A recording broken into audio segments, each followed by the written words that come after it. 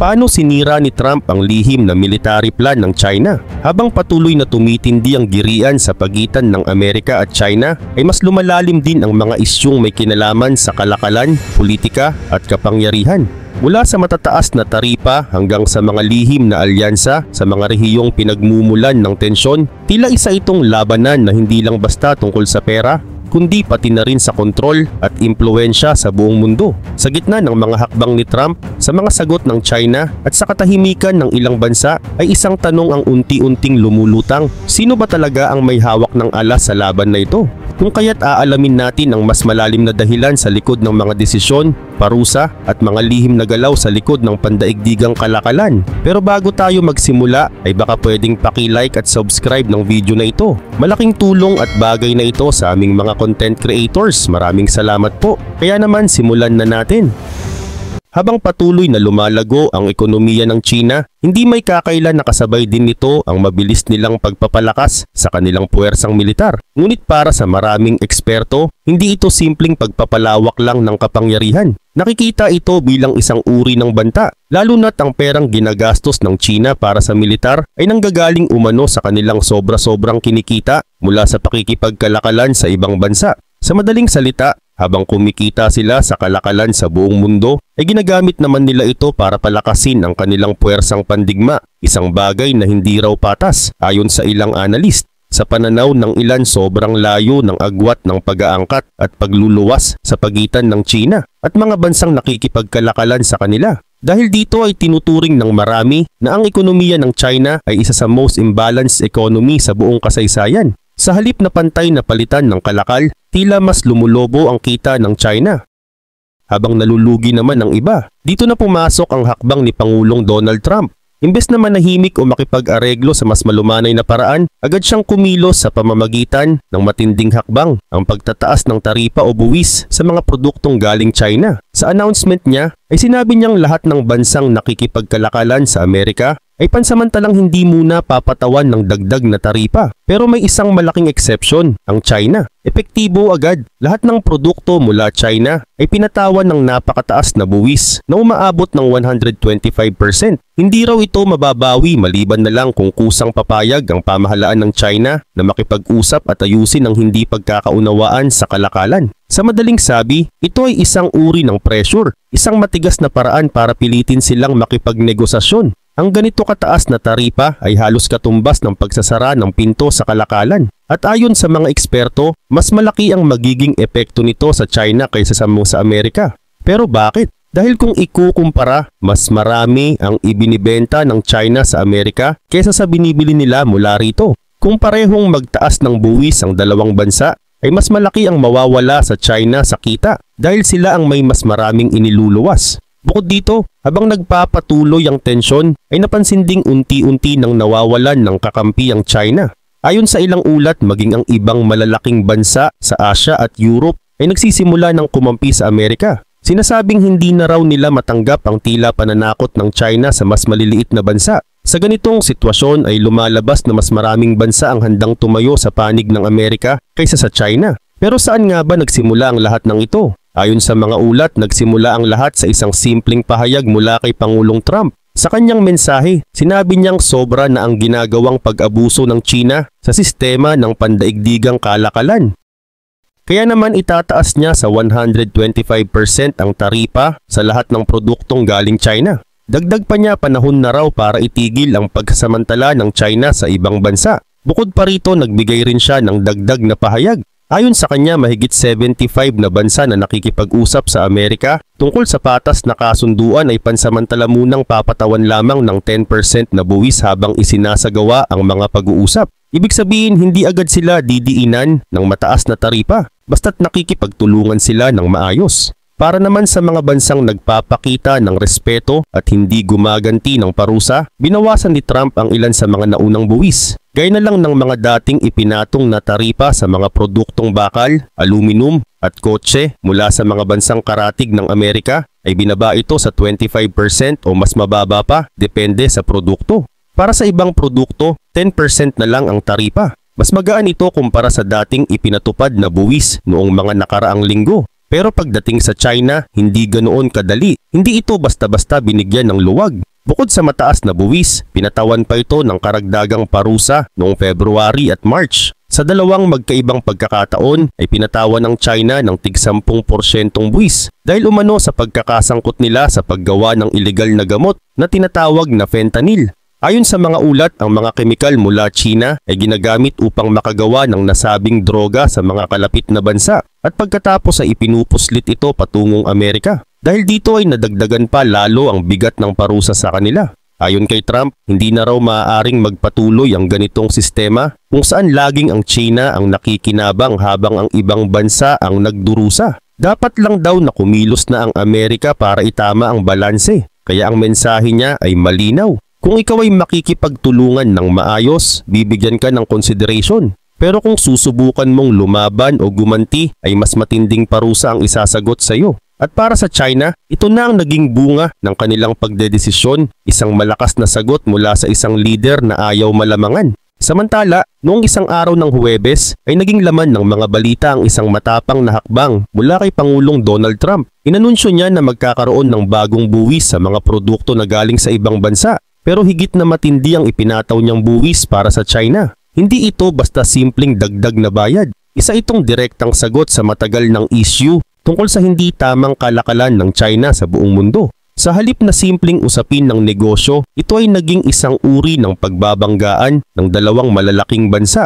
Ang buwis na ipinataw ni Trump sa mga produktong galing China ay umabot agad sa 34%. Para sa kanya, ito ay kapalit ng mga di umano'y panlilinlang ng China pagdating sa negosyo sa pandaigdigang merkado. Pero hindi nagpatalo ang China. Gumanti rin sila ng buwis na kapareho ang halaga kung saan 34% rin para sa mga produktong galing sa Amerika. At doon nagsimula ang tuloy-tuloy na palitan ng buwis at banta sa isa't isa. Dahil dito ay nagbigay si Trump ng babala sa China. Kung hindi nila aalisin agad ang kanilang ipinataw na buwis, ay madaragdagan pa ito. Binigyan niya sila ng isang araw para magdesisyon, pero hindi sumunod ang China. Kaya bilang sagot, nagpatong pa ang Amerika ng panibagong 50%. Ang dating buwis ay biglang tumaas pa, kung kaya't ang kabuuang buwis para sa mga produktong galing China ay umabot na sa 104%. Ngunit sa halip na umatras ay lalo pang gumanti ang China at nagdagdag din sila ng 50%. At dahil dito, isang panibagong hakbang na naman ang ginawa ni Trump kung saan lahat ng produkto mula China ay papatawan na ng 125% na buwis. At wala nang pinipiling kategory, basta galing China, may buwis. Sa mga oras na yun, wala pang opisyal na sagot ang gobyerno ng China. Pero matagal na nilang sinabi sa mga nakaraang pahayag na handa silang lumaban kahit ano pa ang mangyari. Kaya lumalabas na hindi pa tapos ang girian. Sa katunayan, mas lalo pa itong tumitindi habang lumilipas ang mga araw. Ngayon ay maraming tao ang nagtatanong, bakit ba ganito katindi ang naging pagtugon ng Amerika laban sa China? Para sa mga matagal nang sumusubaybay sa ganitong issue, ito ay matagal ng problema. Pero para sa mga ngayon lang nakakaalam, kailangan ipaliwanag kung bakit maraming negosyante at eksperto ang naniniwalang hindi sapat ang ipinataw na buwis. Ayon sa ilan, dapat pa raw itong taasan ng husto para lang maramdaman ng China ang epekto. Kaugnay din nito, may isang negosyanteng Amerikano na dating nagnegosyo mismo sa loob ng China ang nagsabi na hindi sumusunod ang China sa mga kasunduan sa negosyo. Matagal na raw silang miyembro ng mga international group tungkol sa patas na kalakalan, pero hanggang ngayon ay marami pa rin silang nilalabag. Ayon sa kanya, kapag pumasok ka sa negosyo sa China, ay kailangan mong ibigay ang sikreto ng iyong produkto sa kanila. At pagkatapos gagayahin nila ang produkto mo at ibebenta nila ito sa mas mababang presyo. Dahil dito ay nalulugi ang maraming American company. Dagdag pa niya, wala siyang galit sa mga ordinaryong mamamayan ng China. Ang problema raw ay ang mismong gobyerno nila dahil dito nagmumula ang panlilinlang. Kaya para sa kanya, ang ginagawa ng administrasyong ito ng Amerika ay isang uri ng pagtindig para sa mga negosyanteng matagal nang naaapi. Hindi na lang ito simpleng buwis, ito ay laban para sa patas na kalakalan sa buong mundo. Maliban dito, may isa pang issue kung bakit lalo pang umiinit ang galit ng Amerika. Ayon sa mga ulat, ang China ay hindi lang agresibo sa negosyo, kundi maging sa politika at ugnayang panlabas. Marami na rin ang bumabatiko sa kanila sa mga paglabag nila sa mga alituntunin ng kalakalan. Lumalabas daw na gusto nilang magbenta ng mga produkto sa ibang bansa pero ayaw nilang papasukin ang mga foreign products sa sarili nilang merkado. Ang tawag dito ay mercantilism, isang style ng kalakalan kung saan ang layunin ay puro kita, kahit pa hindi ito patas para sa iba. Kapag may American company na gustong magbenta sa loob ng China, ay hindi sila basta pinapayagan. Kailangan muna nilang makipag-usap sa isang local Chinese company, ibigay ang malaking bahagi ng kanilang negosyo, at ipasa ang lahat ng paraan ng paggawa ng kanilang produkto. Kapalit nito ay maaari silang magbenta, pero kung papayagan lamang ng gobyerno ng China. At kahit sa ganitong sistema ay maraming kumpanya pa rin ang hindi pinapayagan. Bawal sa China ang maraming foreign platform at technology, at kung gusto mong makapasok, kailangan mong sumunod sa maraming kondisyon. Kapag sumunod ka, kadalasan ay nananakaw ang ideya mo. Isang halimbawa nito ay ang isang kilalang kumpanya ng dekuryenteng sasakyan. Pinayagan sila ng China na magtayo ng pabrika doon. Binigyan pa sila ng lupa at pautang na walang interes. Pero pagkatapos ng lahat ng iyon, ay ginaya ng local Chinese company ang halos lahat ng teknolohiyang ginamit nila. At ngayon mas maraming sasakyan ang naibebenta ng Chinese company kumpara sa foreign company na nagsimula ng ideya. Ngunit hindi lang Amerika ang nakakakita sa ganitong problema. Pati mga bansa sa Europe ay naglabas na rin ng saloobin. Ayon sa isang leader mula sa Europe, kung hindi dahil sa suporta ng China, ay hindi kayang ipagpatuloy ng Russia ang kanilang gera sa Ukraine. Sinasabi nilang ang China ay may malaking papel sa pagpapatuloy ng labanan sa pagitan ng Russia at Ukraine. Bukod pa roon, may lumabas na ulat na may mga kagamitan mula North Korea na ginagamit din ng Russia at sinasabing ito ay dumadaan sa tulong ng China. Ayon sa ilang opisyal sa Ukraine, may ilang sundalong Tsino na nahuli sa kanilang teritoryo. Ang mga ito raw ay lumalaban sa panig ng Russia. Isa itong patunay na hindi lang negosyo ang pinapakialaman ng China, kundi pati na rin ang mga usaping may kinalaman sa digmaan at kapayapaan. Kaya naman habang lumalala ang sitwasyon, ay mas lumilinaw na hindi lang ito usapin ng taripa. Isa itong mas malalim na girian na may kinalaman sa negosyo, teknolohiya, politika at kapangyarihan. Samantala, kapansin-pansin din ang paulit-ulit na mga insidente ng pag-atake sa Red Sea. Halos araw-araw ay may bagong ulat ng mga barkong sinasalakay habang dumaraan sa bahagi ng dagat na ito. Ang grupong Houthi ang sinasabing nasa likod ng mga pag-ataking ito. Pero kung susuriing mabuti, may isang bagay na tila hindi napapansin ng marami. Bakit tila walang barkong mula sa China at Russia ang nadadamay? Habang ang mga barko mula sa Amerika, Europe at iba pang bansa ay lantad sa panganib, ang mga mula sa Beijing at Moscow ay tila malayang nakakadaan. Hindi sila tinatamaan at hindi rin sila hinaharang.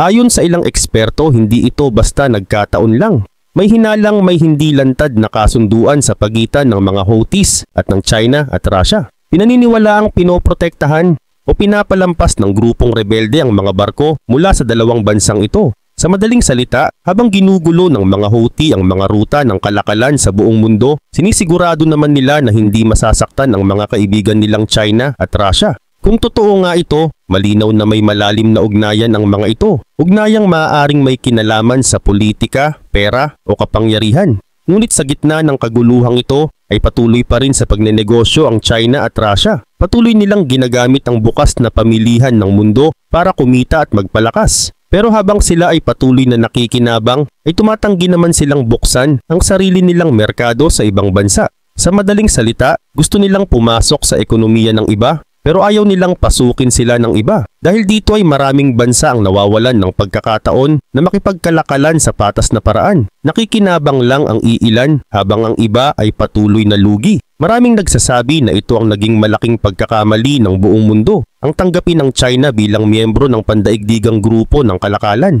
Noong una ay naniwala ang maraming bansa na kapag isinama ang China sa organisasyong ito ay magbabago ang takbo ng kanilang gobyerno at ekonomiya. Inakala ng lahat na magiging mas bukas sila sa pakikipag-ugnayan at magiging mas patas sa palitan ng produkto at serbisyo. Pero lumipas ang halos 3 dekada. At ang nangyari ay kabaligtaran. Umunlad ang ekonomiya nila pero nanatiling sarado ang kanilang mga patakaran. Sa halip na magbago ay mas lalo lang silang tumibay gamit ang sistemang hindi patas para sa iba. Dagdag pa rito ang India na isa ring malaking bansa sa Asia ay sumasang-ayon sa pananaw na ito. Ayon mismo sa kanilang opisyal sa kalakalan na sayang ang tiwala ng buong mundo. Imbes na bumuti ang takbo ng pakikipagkalakalan sa China ay mas lalo pa itong naging mahirap. Lumaki ang kita ng China habang ang ibang bansa ay nagsakripisyo.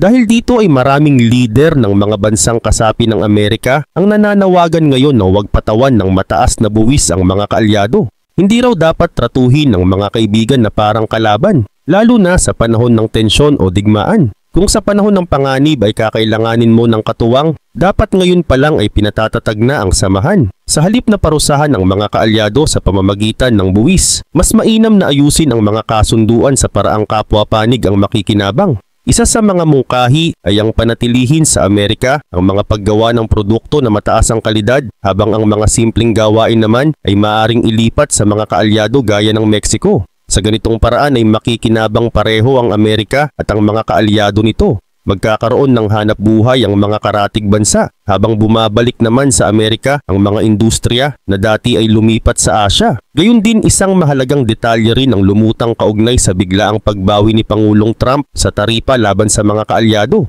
Ayon sa mga ulat, 2 tao raw ang may malaking papel dito, isang dating finance officer at isang kilalang leader ng negosyo. Sila raw ang nagtulak kay Trump na huwag muna ituloy ang pagpapataw ng buwis sa mga kaalyado at imbes ay ituon ang pansin sa China. Sa likod ng desisyong ito ay hindi lang politika, kundi malalim na usapin ng seguridad, ekonomiya at pagkakaisa. Ayon sa mga pahayag ng ilan sa mga leader ng negosyo, dapat daw unahin ang pagpapalakas ng ugnayan sa mga bansa tulad ng Europe, Japan, South Korea at maging ang Pilipinas. Hindi raw ito simpleng issue ng negosyo. Ang tunay na tanong ay, kanino tayo aasa kapag may krisis? Kung ang mga ginagamit nating gamot, teknolohiya at kagamitan sa militar ay nanggagaling sa mga bansang pwedeng maging kalaban, hindi ba't napakalaking panganib nito? At kapag pinapahina raw natin ang samahan sa mga kaalyado, para na rin nating pinapadali ang trabaho ng mga pinuno gaya ni Vladimir Putin at Xi Jinping. Sila ang nakikinabang kapag ang mga bansang magkakampi ay nagkakawatak-watak. Lalo silang lumalakas kapag mahina ang samahan sa kanluran. At dito na nga natin naunawaan ang tunay na dahilan kung bakit biglang bumaligtad ang desisyon ni Trump. Ayon sa mga ulat, ilang oras matapos ang anunsyo ng taripa laban sa mga kaalyado ay bigla niya itong binawi. Isa sa mga dahilan ay ang matinding pressure mula sa mga leader ng negosyo, mga economic analyst at ilang matataas na opisyal. Marami sa kanila ang nagsabing hindi ito ang tamang hakbang, lalo na kung nais ng Amerika na manatiling matatag sa harap ng mga banta mula sa labas. Sa likod ng desisyong binawi ni Pangulong Donald Trump ang taripa sa ilang kaalyadong bansa ay may malalim na dahilan at seryosong pag-uusap na naganap. Hindi ito basta-basta lang na pagbabago ng isip. Ayon mismo kay Trump, napansin daw niyang tila nagpapanik na ang merkado. Habang lumalala ang sitwasyon sa bond market at habang dumarami ang mga negosyanteng nagpapahayag ng takot sa posibleng pagbagsak ng ekonomiya, ay sinabi ni Trump na mas pinili niyang makinig sa kanyang pakiramdam at nagdesisyong gumawa ng pagbabago. Ngunit kung titingnan ng mas malalim, hindi lang ito simpleng desisyon na dahil lang sa instinct. Isa sa mga naging dahilan ay ang impluwensya ng isang kilalang pinuno sa larangan ng pananalapi. Ayon sa maraming ulat, ang taong ito ay may malawak na karanasan sa ekonomiya at pinapakinggan ng maraming nasa gobyerno at pribadong sektor. Dahil alam niyang pinapakinggan siya ng mga nasa kapangyarihan, nagsalita siya sa isang programang tiyak na aabot sa Pangulo. Ilang oras lang matapos lumabas ang kanyang pahayag sa publiko, ay lumabas din agad ang mensahe ni Trump na pansamantala munang ihihinto ang mga ipinatutupad na taripa. Maliban dyan, may isa pang opisyal ng gobyerno na naging mahalaga rin sa pagbabagong ito. Siya ay si Scott Bessent, ang Secretary of the Treasury noong panahong iyon. Lumipad siya papuntang Florida upang makipagpulong mismo kay Trump. Sa kanilang pag-uusap ay ipinaliwanag ni Bessent ang mga posibleng masamang epekto ng taripa, hindi lang sa Amerika, kundi pati na rin sa mga negosyo sa ibang bansa na matagal nang kaalyado ng Estados Unidos. Pagbalik nila sa Washington sakay ng opisyal na eroplano ng gobyerno ay patuloy ang kanilang diskusyon. Dito raw tuluyang nakumbinsi si Trump na mas mabuting pansamantalang ihinto muna ang taripa at bigyang daan ang negosasyon. Dagdag pa rito, maraming malalaking negosyante at mga gobernador mula sa iba't ibang estado ang nagpahayag ng pagkabahala. Marami sa kanila ang nagsabing apektado na ang mga negosyo sa kani-kanilang lugar. Ang kawalan ng kasiguruhan sa patakaran ng gobyerno tungkol sa taripa ay nagdulot ng pangamba sa mga mamumuhunan at mga manggagawa. Kaya naman matapos marinig ang iba't ibang panig ay nagtuloy-tuloy na ang desisyon. Sa hapon ding iyon ay formal nang inanunsyo ang tinatawag na tariff pause na tatagal ng 90 days. Ang 3 buwang palugit na ito ay ibinigay para sa layuning makipag-usap ang Estados Unidos sa iba't ibang bansa upang ayusin ang mga kasunduan sa kalakalan. Ngunit malinaw na hindi pa tapos ang isyong ito. Ayon sa ilang tagapagsalita ng pamahalaan, kapag lumipas na ang 3 buwan at wala pa ring malinaw na kasunduan, ay maaring ibalik muli ang mga taripa. Kaya sa kabila ng pansamantalang pahinga, ay nananatili pa ring tensyonado ang usapin. Sa panahong ito, halos lahat ng atensyon ng pamahalaan ay nakatuon sa isang bansa, ang China. Layunin ng gobyerno na solusyonan ang matagal ng problema sa kalakalan, lalo na ang mga tinatawag na subsidies na ibinibigay ng China sa sarili nilang mga kumpanya. May mga patakaran din ng China na tila pumipigil sa maayos na kalakalan sa pagitan nila at ng ibang bansa. Isa rin sa mga isyong nais harapin ng Amerika ay ang pagkontrol ng China sa halaga ng kanilang pera na ginagamit nila upang mapanatiling mababa ang presyo ng kanilang mga produkto sa pandaigdigang pamilihan. Sa gitna ng lahat ng ito, si Scott Bessent ang naging tagapamagitan ng Amerika sa mga negosasyong may kinalaman sa China, kaya mahalagang unawain ang pananaw niya sa mga nangyayari. Sa isang pahayag, sinabi niya na nakakabahala ang patuloy na pagtanggi ng China na makipag-usap. Ayon sa kanya, sobra-sobra ang bentahan ng produkto ng China sa Amerika, habang maliit lang ang inaangkat nila mula sa Estados Unidos. Kaya kahit pa magtaas sila ng taripa, ay mas malaki pa rin daw ang mawawala sa kanila kung hindi sila makikipagkasundo. Dagdag pa niya, hindi raw patas ang takbo ng negosyo sa China. Ginamit pa niya ang isang halimbawa mula sa isang kilalang pelikula kung saan walang tigil ang galaw ng mga walis na may dalang tubig. Tulad daw ito ng estilo ng paggawa sa China. Tuloy-tuloy ang production kahit hindi na maayos ang quality, basta lang makabenta sa mas murang halaga. Para kay Bessent, hindi sapat na ang Amerika lang ang kumilos. Kailangang magsama-sama ang iba pang bansa tulad ng mga kaalyado sa Europe at Asia. Kung magkakaisa raw sila, mas magiging matibay ang paninindigan laban sa mga hindi patas na gawain ng China.